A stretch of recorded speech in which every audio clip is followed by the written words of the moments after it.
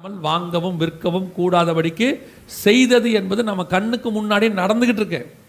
அதான் நான் எப்பவுமே சொல்வேன், நேற்றும் பார்த்தோம், இப்பவும் பார்க்குறோம், நாளைக்கும் பார்ப்போம். இன்னும் இது மாதிரி எவ்வளவோ செய்திகள் இருக்கு. ஆனால் இவ்வளோ விஷயங்கள் நடக்குதுங்கிற உணர்வு மட்டும்தான் நமக்கு இல்லை. இப்போ கையிலே நிறைவேறிட்டு இருக்கு. ஆதாரங்கிறது கையில் நிறைவேறிருக்கிற ஒரு விஷயம். இது இல்லாமல் வாங்கவும் விற்கவும் முடியாதுன்ற இடத்துக்கு நம்ம வந்து பழகிட்டோம். ஆனால் யோசிச்சு பாருங்க, இது வெளிப்படுத்தல் 13-17 தீர்க்க தரிசனம் நிறைவேறுதல்.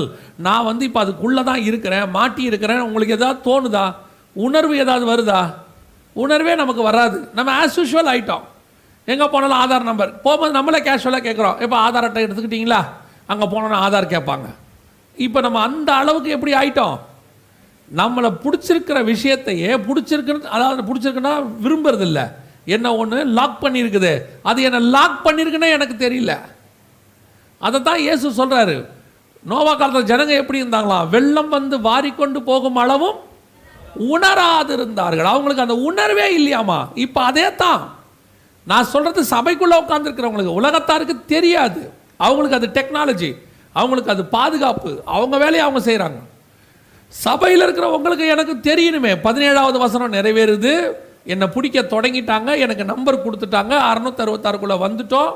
இது இல்லாமல் வாங்கவும் விற்கவும் கூடாதபடிக்கு நடக்குது. இப்போ எங்கே போனாலும் ஆதார் கேட்குறாங்க, ஒரு பேங்க் அக்கௌண்ட்டில் கேட்குறாங்க, ரினியூவல் பண்ணணுன்னா கேட்குறாங்க, ஒரு ஃபோன் நம்பர் நியூ நம்பர் வாங்கணுன்னா கேட்குறாங்க, ஒரு வாகனம் 2 வீலர் வாங்கணும்னாலும் கேட்குறான். ஒரு நீங்கள் போய் பாருங்கள், ஒரு பேங்க்கில் ஒரு லேண்டு வாங்க போகிறீங்க, எது வாங்க போகிறீங்க, ஒரு கல்யாணம் பண்ண போகிறீங்க, பிள்ளைய ஸ்கூலில் சேர்க்க போகிறீங்க, எல்லாத்துக்கும் ஆதார். கவர்மெண்ட் ஹாஸ்பிட்டலுக்கு, கரெக்ட், கவர்மெண்ட் ஹாஸ்பிட்டலுக்கு அர்ஜென்ட்டுக்கு கர்ப்பத்துக்கு போய் விருதுநகரில் நடந்துச்சு. பிரசவத்துக்கு உள்ளே போனால் நிற்க வச்சுட்டா வாசலில். எங்ககிட்ட அந்த ப்ரூஃபே இருக்குது, பேப்பர் கட்டிங். உள்ளே போகிறதுனால நிற்க வச்சுட்டாங்க. ஆதார் நம்பர் இருந்தால் தான் உள்ளே விடுவேன்னு சொல்லியிருக்கிறாங்க. அது பேப்பர்லேயே வந்துச்சு. விருதுநகரில் தான் நடந்துச்சு. அந்த அளவுக்கு வாங்கவும் விற்கவும் கூடாத காலம் வந்துருச்சு. ஆனால் உணர்வு மட்டும் சபைக்கு இல்லை, நமக்கு இல்லை. அவ்வளோதான். ஏன் ஆண்டவர் திருப்பி நமக்கு இதை சொல்லிக்கிட்டே இருக்கிறாரு? 3.5 வருஷம் இயேசு திருப்பி இஸ்ரவேல்கிட்ட சொல்லிக்கிட்டே இருக்கிறாரு, நான் வந்துட்டேன். ஒருத்தனுக்கும் என்ன வரல. கடைசியில் இயேசு சொல்லிட்டாரு, உங்களை எவனுக்குமே வராது, புறஜாதியாருக்கு தான் வருன்ட்டார். ஆண்டவர் இது எப்ராத்தான் சொல்வார் ஆண்டவர், அந்த காது அடைக்கப்பட்டவனை திறக்கிற இடத்துல. ஆனால் அதுக்கு முன்னாடி வசனம் எப்படி இருக்குன்னு தெரியுமா? அவர் பெருமூச்சு விட்டு எப்பாத்தா என்று சொன்னார். அர்த்தம் என்ன தெரியுமா? அதுக்கு முந்தின வசனத்தில் புறஜாதியார்ட்ட இயேசு போயிட்டு வருவார். புறஜாதியார்ட்ட பெரிய அற்புத அடையாளம்லாம் நடந்துடும். இஸ்ரவேல் எல்லைக்குள்ளே வருவார். வந்தால் இந்த வயலுக்கு காது அடைச்சி கிடக்கும். அவருடைய ஆவிக்குரிய அர்த்தம் என்ன? வெளியில் இருக்கிற ஜனங்களுக்கெல்லாம் காது திறக்குது, நல்லா கேட்குறான், அவன் ரட்சிக்கப்படுறான். ஆனால் சொந்த ஜனங்களுடைய காது அடைக்கப்பட்டிருக்கு. இயேசு பெருமூச்சு விட்டு எப்பாத்தா என்று சொன்னார், திறக்கப்படுவதாக. இன்னைக்கு அதுதான் சபையினுடைய நிலைமை. அன்னைக்கு அது இஸ்ரவேல் நிலைமை, இன்னைக்கு சபையினுடைய நிலைமை அதுதான். அடைக்கப்பட்ட காது எதுக்கு மட்டும் திறக்குது? பலூகி பெருவாய், காது நல்லா திறக்குது. 2023 ஆசீர்வாதத்தின் கொளிக்கிற வருஷம், காது நல்லா திறக்குது. நீ அகப்பட்டுக்கிட்டு இருக்கிற வாங்கவும் விற்கவும் மூடாதபடிக்கு வந்துருச்சு, எப்போ முடிப்பீங்கன்னு கேட்குறான் கூட்டத்தை. காது அடைக்கப்பட்டிருக்குது. கேர்ஃபுல்லாக இருந்து கொள்ளுங்க.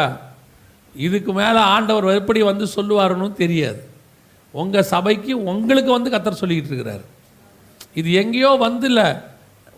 இதில் 2 முக்கியமான விஷயம் இருக்குது. ஒன்று, வந்து கர்த்தர் சொல்கிறாருன்னா உன்னை கர்த்தர் நேசிக்கிறாருன்னு அர்த்தம். வந்து உங்கள்கிட்ட சொல்கிறாரு. எத்தனையோ பேர் உலகத்தில் இருந்தபோது இஸ்ரவேலுக்கு வந்து சொன்னார், அவனை நேசித்ததுனால தான் வந்து சொன்னார். 2, எவனிடத்தில் அதிகமாய் கொடுக்கப்படுகிறதோ அவனிடத்தில் அதிகமாயும் கேட்கப்படும். உங்ககிட்ட அதிகமாயும் கேட்பார்.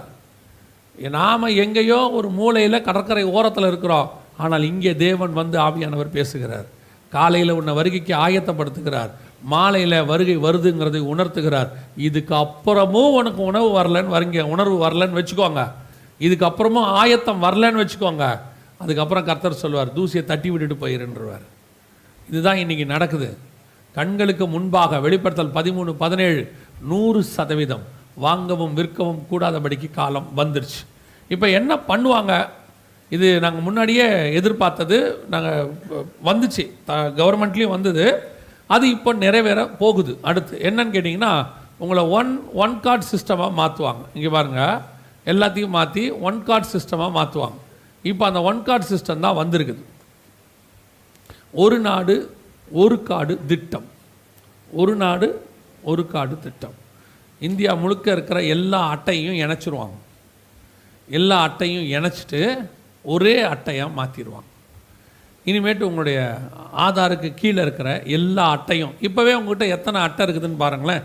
இந்த மாதிரி நிறைய அட்டை உங்கள்கிட்ட இருக்கும். ஆதாருக்கு கீழே இவ்வளோ அட்டைகள் உங்கள்கிட்ட இருக்குது. இப்போவே ரேஷன் அட்டை இருக்குது, ஆதார் அட்டை இருக்குது, உங்களுடைய பேன் கார்டு இருக்குது, அப்புறம் உங்களுடைய டிரைவிங் லைசன்ஸ் இருக்குது, உங்களுடைய ஆர்சி புக் இருக்குது, உங்களுடைய எலக்ட்ரிக் பில் கார்டு இருக்குது. இப்போ எலக்ட்ரிக் பில் கார்டு ஆதாரோட இணைக்க சொல்லியிருக்கிறாங்களா? சொல்லியாச்சு தானே? இப்போ எல்லாம் ஆதார் கீழே இருக்கும். ஏன் இதெல்லாம் திடீர்னு இப்படி சொல்கிறாங்க? அத்தனையும் இணைச்சி முடிக்கும் போது ஒரு ஆதாருக்கு கீழே தான் எல்லாம் இருக்குது. அப்புறம் இதெல்லாம் வேணாம், இந்த ஆதாரை போட்டாலே இவ்வளோ டீட்டெயிலும் வந்துடுவாங்க. புரியுதா உங்களுக்கு? ஆதாருக்கு கீழே இவ்வளோ டீட்டெயிலையும் அவங்க ஃபீட் பண்ணிட்டாங்க கம்ப்யூட்டர்லன்னா, அதுக்கப்புறம் உங்ககிட்ட இருக்கிற எந்த அட்டையுமே தேவையில்லை, ஒரு ஆதார் அட்டை போதும். இந்த ஆதார் நம்பரை கொண்டு போய் நீங்கள் இ-சேவை மையத்திலையோ எங்கேயோ ஏடிஎம் மிஷின் மாதிரி தான் வச்சுக்கோங்களேன், ஏதோ ஒரு இடத்துல அவங்க ஸ்வைப் பண்ணுறாங்க, உங்களை காட்ட சொல்கிறாங்கன்னா, ஸ்கேன் பண்ணாங்கன்னா ஆட்டோமேட்டிக்காக உங்களுடைய எல்லா டீட்டெயிலும் வந்துடும். நீங்கள் ஆதாருக்கு கொடுத்த டீட்டெயில் இல்லாமல், பேங்க் டீட்டெயில் இல்லாமல், இபி டீட்டெயிலு, உங்களுடைய கார் வச்சுருக்கீங்களா, நீங்கள் வந்து என்ன ஆர்சி புக்கு, உங்களுடைய டிரைவிங் லைசன்ஸு எல்லாம் வந்துடும். இதுக்கு பேர் தான் ஒன் கார்டு சிஸ்டம். இதுக்கு பேர் தான் என்னது? One card system. இந்த ஒன் கார்டு சிஸ்டம் 2018 வந்திருக்கணும். அப்போயே அனௌன்ஸ் பண்ணிட்டாங்க. அவங்க என்ன சொன்னாங்கன்னா, அப்படி ஒரு திட்டத்தை வகுத்துருக்குறோன்னு சொன்னாங்க. இங்கே என்ன சொல்கிறாங்க பாருங்கள், ஒரு நாடு ஒரு கார்டு திட்டம் விரைவில் அமுல்படுத்தப்படும் அப்படின்னு போடுறாங்க. இங்கே பாருங்கள், விரைவில் அமுல். அப்போவே 2018 நாங்கள் அப்போவே என்ன சொன்னோன்னா, இதை அமுல்படுத்துறதுலாம் இல்லை, ஆல்ரெடி ரெடியாக இருக்கு, வெளிநாட்டில் ஃபுல்லாக ரெடி ஆயிடுச்சு. இப்போ அங்கே உள்ளது நமக்கு கொஞ்சம் லேட்டாக வருது. நடுவில் கொரோனா வந்தது.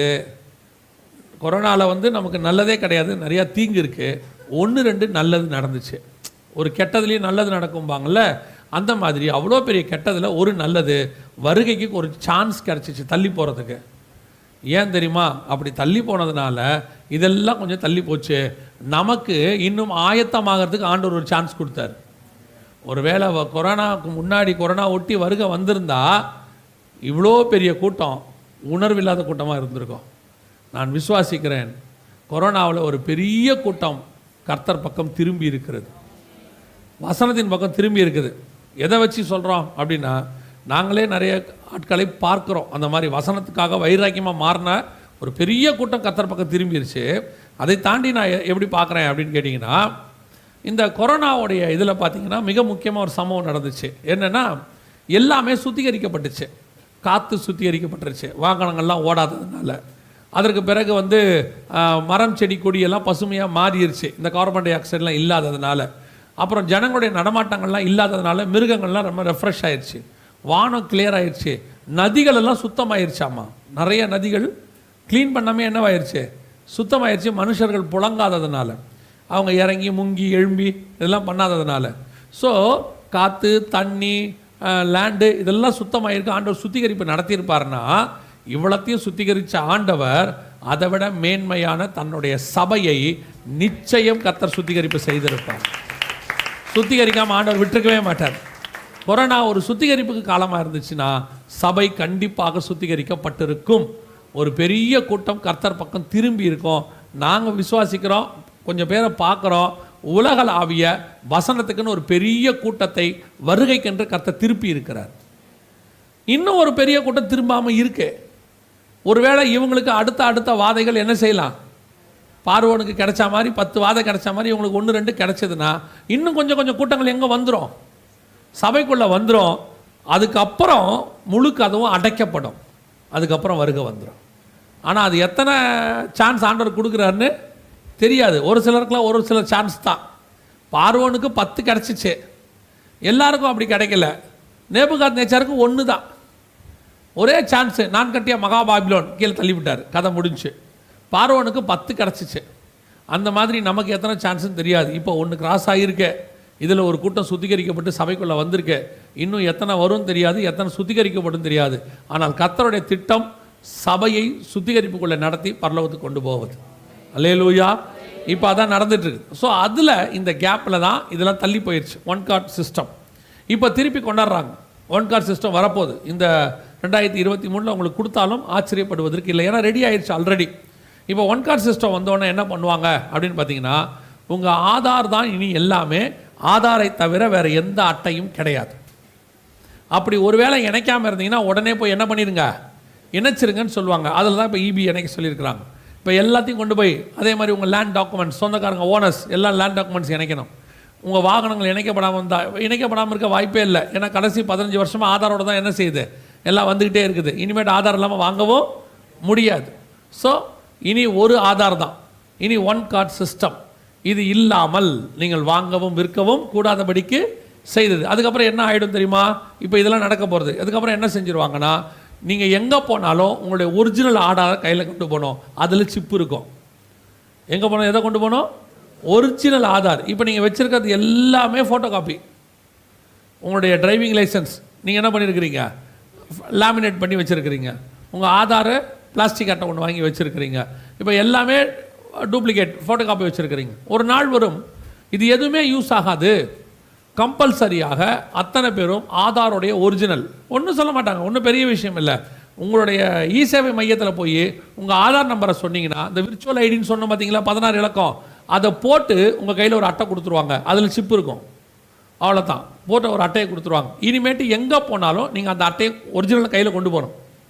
எதுக்காக, இப்போ ரேஷனுக்கு நீங்கள் போகிறீங்க, ரேஷனுக்கு போன உடனே அந்த இடத்துல உங்களை என்ன கேட்குறாங்க, இப்போ ரேஷனுக்கு மாதம் மாதம் போகிறீங்களா இல்லையா, போன உடனே என்ன கேட்குறாங்க, இ சேவை மையம் வச்சு அடுத்து கைரேகை வைக்க சொல்கிறாங்க. இதை வச்ச உடனே அந்த இடத்துல வருது.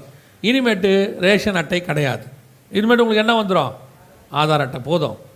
உங்களுடைய ட்ராவல் இப்போ எல்லாம் எப்படி மாற்ற போகிறாங்க பாருங்கள். இங்கே என்ன சொல்கிறாங்க பாருங்கள், இனிமேட்டு நீங்கள் எங்கே பிரயாணம் பண்ணாலும் கம்பல்சரி, சவுண்ட் இருக்கா வைங்க,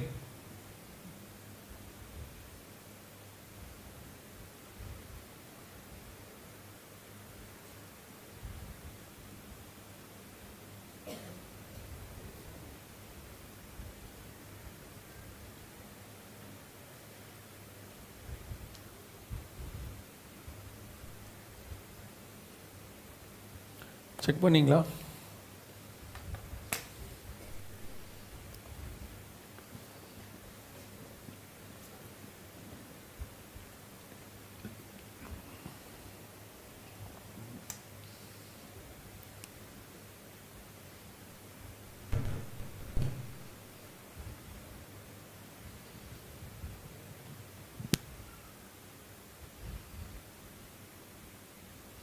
சரி விடுங்க, கவனிங்க. இதில் என்ன சொல்கிறாங்க அப்படின்னு கேட்டிங்கன்னு சொன்னால், இனிமேட்டு நீங்கள் எங்கே ஃப்ளைட்டில் போனாலும் என்ன பண்ணாலும் கம்பல்சரி ஆதார் நம்பர் இருந்தால் தான் டிக்கெட்டு. இல்லைன்னா நீங்கள் ஆதார் நம்பர் இல்லாட்டி உங்களுக்கு என்ன கிடையாது, டிக்கெட் கிடையாது. இதில் பார்த்தீங்கன்னா அதில் இன்னொன்றும் காட்டுவாங்க. அதில் என்ன காட்டுறாங்க பாருங்கள், டிக்கெட் புக் பண்ணும்போது ஆதார் நம்பர் இருந்தால் தான் உங்களுக்கு டிக்கெட் புக் பண்ண முடியும். ஆனால் டிக்கெட் புக் பண்ணுற வரைக்கும் தான் ஆதார் நம்பர். நீங்கள் ட்ராவல் பண்ணுறதுக்கு என்ன பண்ணணும் அப்படின்னு கேட்டிங்கன்னா, கைரேகை வைக்கணும். இப்போ காட்டுவாங்க பாருங்கள், ட்ராவல் பண்ணுறதுக்கு எங்கே போகிறதா இருந்தாலும் உங்களுடைய கைரேகையை வைக்கணும். இப்போ நீங்கள் எப்படி, இதை பாருங்கள், இதான் கைரேகை வைக்கணும்.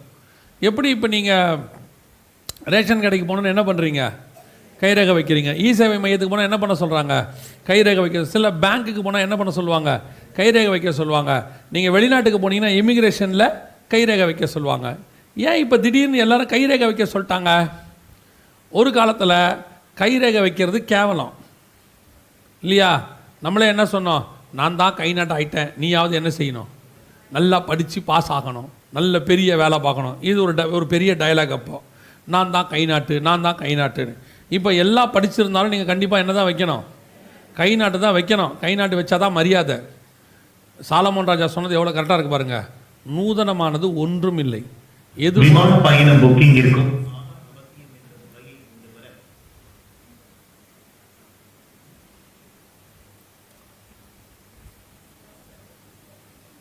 இப்படி தான் வருகையிலும் இருக்கும். எக்காலம் ஊதுற போது நிறைய பேருக்கு கேட்காது. நம்மலாம் போன பிறகு ஒரு கூட்டத்துக்கு சவுண்டாக இருக்கும். ஓகேவா? ரைட், கவனிங்க, நீங்கள் சவுண்டு ஓ, அது அங்கே மட்டும்தான் கேட்கும் போல.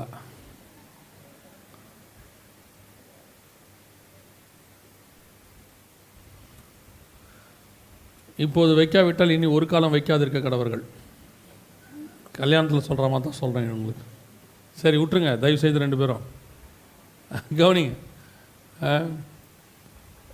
சவுண்ட் வைக்காதீங்க, நான் சொல்லும் போது மட்டும் வைங்க, இப்போ வைக்க விடாதீங்க. கவனிங்க. அப்போது இனி எங்கே போனாலும் கைரேகை வைக்கிறது நமக்கு என்னவா மாறிடுச்சு, கம்பல்சரி ஆக்கிட்டாங்க. இப்போ என்ன பண்ண போகிறாங்க அப்படின்னு கேட்டிங்கன்னா, இனிமேட் நீங்கள் எந்த இடத்துக்கு ஃப்ளைட்டில் போனாலும் கம்பல்சரி என்னவாயிடும், கைரேகை வைக்கணும், நம்பர் வேணும். 2 வேணும். ஒன்று புக் பண்ணுறதுக்கு என்ன வேணும், நம்பர் வேணும். இன்னொன்று கைரேகை வேணும். வெளிப்படுத்தல் 13, 16, 17 அவ்வளோதாங்க. வசனம் நிறைவேறி முடிஞ்சிருச்சு.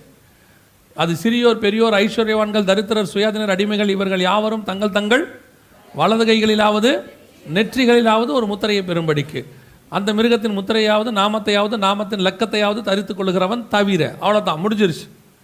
எவ்வளவு தெளிவாக 1900 வருஷத்துக்கு முன்னாடி பைபிளில் உள்ளது. நம்ம காலத்தில் நம்ம கண்ணுக்கு முன்னாடி கை வைக்கிறதும் நம்பரும் வந்து சேர்ந்துருச்சு. அதுவும் நீங்கள் வெளியே ட்ராவலே பண்ண முடியாது. ஒருவேளை நான் இதில் போகல, ஃப்ளைட்டில் போகல, நான் எதுக்குங்க ஃப்ளைட்டில் போகிறேன், எதாக இருந்தாலும் நான் போய் ட்ரெயின் ஏறி போயிடுறேன்னீங்கன்னா கீழே அதையும் கொடுத்துட்டாங்க பாருங்கள்.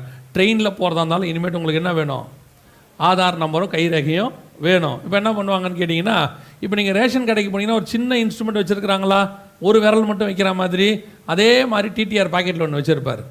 நீங்கள் போய் ஏறின உடனே கைரேகை வைக்க சொல்லுவார். நீங்கள் கைரேகை வச்ச உடனே அவருடைய கையில் உள்ள ஃபோனில் இந்த கைரேகைக்கு உரியவருடைய நம்பரு எல்லாம் வரும்.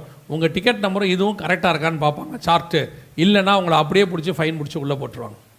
ஸோ நீங்கள் கைரேகையும் நம்பரும் இருந்தால் தான் ட்ராவல் பண்ண முடியும். சரி, அடுத்து இப்போ நீங்கள் சொல்கிறீங்க கார்லேயும் போகலிங்க, இதுலேயும் போகலிங்க, ட்ரெயின்லேயும் போகலாம், விடுங்க, நான் எல்லாத்துலேயும் எப்படி போய்க்கிறேன், பஸ்ஸுலேயோ கார்லேயோ போய்க்கிறேன். நாங்கள் உங்களை அப்படிலாம் விட்டுற மாட்டோம். அப்படி டோன்ட் வரி. அதுக்கு தான் டோல்கேட் போட்டு வச்சுருக்கிறோம். எல்லா பக்கமும் டோல்கேட் இருக்குது. அத்தனை டோல்கேட். இப்போ என்ன சொல்லியிருக்காங்க பாருங்கள், டோல்கேட் ஃபுல்லாக சவுண்ட் இருக்கா, வருமா, படமே போயிடுச்சு. சவுண்டு கேட்டால் படம் போச்சு. விமான பயணம் புக்கிங்கிற்கும் ஆதார் அவசியம் என்ற முறையை கொண்டு வர விமானம் இல்லை. இப்போ நீங்கள் என்னமோ பண்ணீங்க, இங்கே அது வைக்காதீங்க. அவர் என்னமோ பண்ணாரு, நீங்கள் வச்சோன்னா போயிடுச்சு. ஃபஸ்ட்டில் அது வைங்க.